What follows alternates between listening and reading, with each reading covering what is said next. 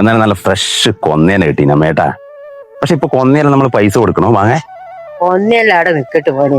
എല്ലാരും മോൻ വന്നില്ലേ, സന്തോഷായി. ഇത്ര കാലായി മോനെ നമ്മൾ വിഷു ഒന്നിച്ച് കൂടിയിട്ട്. യുദ്ധല്ലേ യുദ്ധോ, എയർപോർട്ടെല്ലാം ക്ലോസ് ആയില്ലേ. എന്തോ ഭാഗ്യത്തിന് ഇപ്പം എയർപോർട്ട് ഓപ്പൺ ആയി.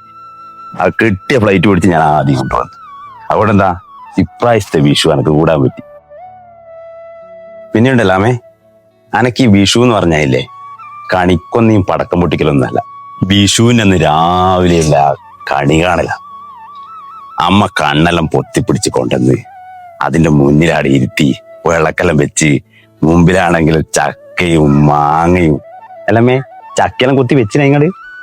ചക്കയെല്ലാം കൊത്തി വെച്ചിട്ട് മോനെ, മാങ്ങയുണ്ട്, എല്ലാം ഉണ്ട് അല്ലേ. അതിങ്ങനെ കണ്ണ് തുറന്നിട്ട് ഇങ്ങനെ കാണുന്നൊരു സീൻ ഉണ്ടല്ലോ, അതാണ് വിഷു എന്ന് പറഞ്ഞാൽ. അതിന് മാത്രം ഞാൻ ഇപ്രാവശ്യം പറഞ്ഞു. നമുക്കെല്ലാം ഇന്ന് അടിച്ചു പൊളിക്കാവാ.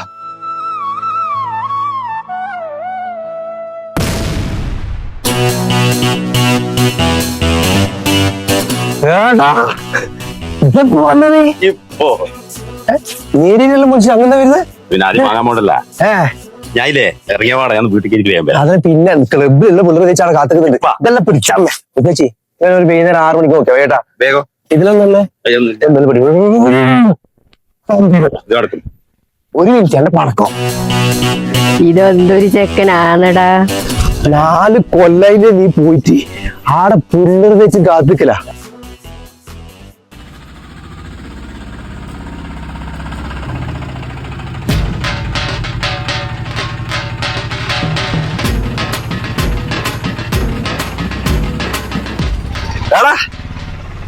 ഇതല്ലേ നിന്റെ വീട്? പടക്കം വിട്ടുമ്പോ കണ്ണും പോയി, കണ്ണു പോയിട്ട് നോക്കുമ്പോ വീടും തിരിയാണ്ടേ.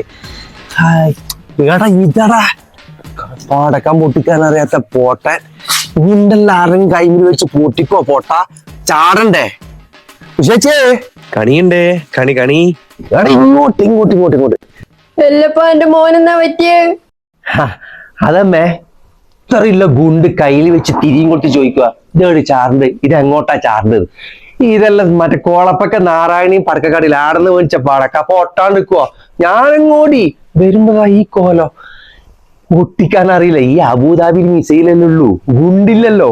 അതിന്റെ 10 കൊല്ലം കൂടിയിട്ട് വരുന്നതാണ് എന്റെ മോൻ കണി കാണാൻ. ഇനി എന്ത് കണിയാവും കാണണ്ട്?